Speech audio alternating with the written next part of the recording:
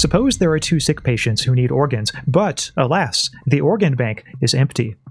Should we kill a random healthy person so that we can harvest their organs to save the two patients? Most people would find such a proposal to be monstrous. Yet John Harris, in his classic paper The Survival Lottery, argues that perhaps such an act of killing would not be so monstrous after all. In fact, that it could well simply be the right thing to do. The argument is built from premises about fairness and equal treatment that you might already accept. By the end of this video, you'll see exactly why the argument is trickier to resist than it at first seems. Here in a bit more detail is the central case from the paper. Two patients, Y and Z, are suffering from organ failure. Y needs a new heart, and Z needs new lungs. Nothing is available. No donor, no machine, nothing. Except there are, of course, healthy people around, people whose organs are all functioning well.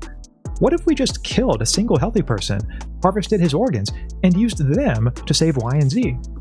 It'd mean one death instead of two, and by pure arithmetic, that trade should look obvious. Yet, it doesn't, and you already know why. The doctors would have to kill the healthy man. Let Y and Z die instead, and the doctors haven't killed anyone at all.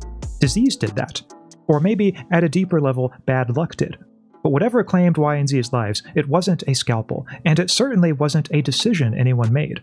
In many people's thinking on applied ethics, that's a core distinction. Killing is a red line, whereas letting die is, at worst, a shame. Or so the thinking goes. Y and Z, for their part, don't believe that this thinking survives scrutiny. They begin with an analogy. A doctor who refuses to treat a patient, where this refusal results in the patient's death, is responsible for that patient's death, as surely as if the doctor had shot the patient. By the same logic, if the doctors refuse Y and Z the transplants they need, then the doctors are responsible for Y and Z's deaths. But surely, one might object, there's still a plain right not to be killed. The healthy man has done nothing to waive his right to life, nothing that would make him deserve death, and that alone should protect him. Yet Y and Z have an answer to this. The healthy man is innocent, they concede. He's done nothing to deserve his fate. But so are they. Neither of them chose to be born with organs that would fail decades early. A supposed right not to be killed, when applied only to protect the lucky and abandon the unlucky, is a mere preference for the people fortune already favored, dressed up as a moral principle.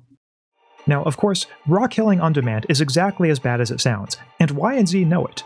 Let the doctors grab any healthy passerby whenever two patients need organs, and you've built a system that terrifies everyone and hands a small number of people obscene power.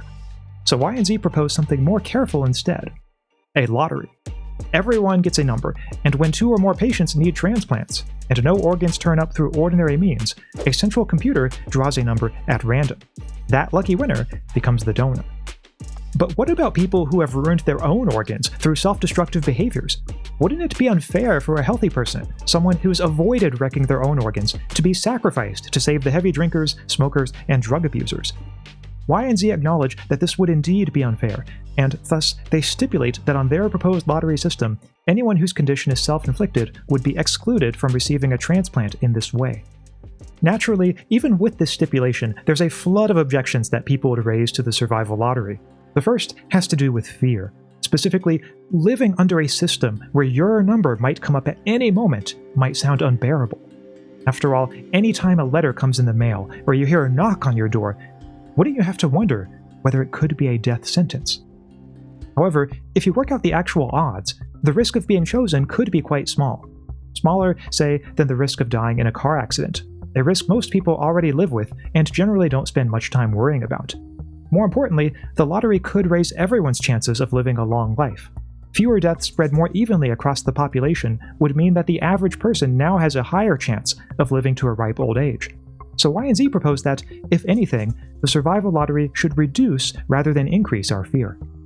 Okay, but what about individuality? Doesn't viewing a person as a source of spare organs erase what makes them a unique human being, and instead treat them as an interchangeable unit in a system optimized purely for headcount? To this, Y and Z ask why the healthy man's individuality should be worth more protection than theirs. Surely they're just as special, and their lives are no less worth protecting. Or what about playing God? Reallocating who lives and who dies, so the objection goes, oversteps a line nature was supposed to draw on its own. Left alone, Y and Z's deaths would at least be natural, whereas a death caused by the lottery would be something people did to each other. But Y and Z challenge why this should matter. Once a society has the power to change an outcome, choosing not to use that power is very much a choice about what happens in the world. There's no neutral, hands-off option once you know you could act. What Harris acknowledges as the strongest objection appeals to the right to self-defense. If a healthy man could be killed so 2 other people can live, then this same principle could very well point back at you. Accept that a life can be forfeited for the greater good, and you've accepted that your own life is on the table too. But then, as Harris points out, there's something a bit paradoxical about invoking self-defense against a scheme that statistically improves your own odds of living a long life. You'd be defending yourself against your own protection. More importantly, the right of self-defense belongs to Y and Z just as much as it belongs to the healthy man.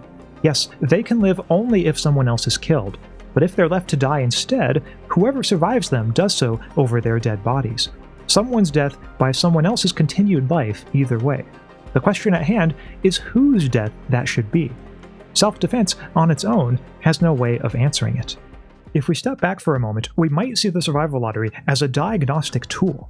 It takes principles most of us already claim to hold, particularly that everyone deserves equal concern regardless of luck, and that saving more lives beats saving fewer, and it asks us how far we're willing to take them.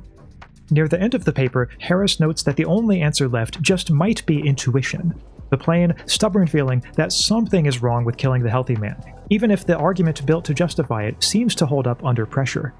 That feeling might, at a deeper level, be tracking something real, some moral fact that the arguments haven't managed to capture. Or perhaps it's tracking nothing more than the fact that most of us, watching this, are more likely to end up as the healthy person than as Y or Z, with well-functioning organs and every reason to prefer a world where those organs stay ours. But what do you believe? Would the survival lottery be a good idea after all, or is there a compelling argument to be made against it? Let me know what you think in the comments. If you enjoyed this discussion, you might like this video on the trolley problem, as it goes into some related questions on the ethics of killing and letting die.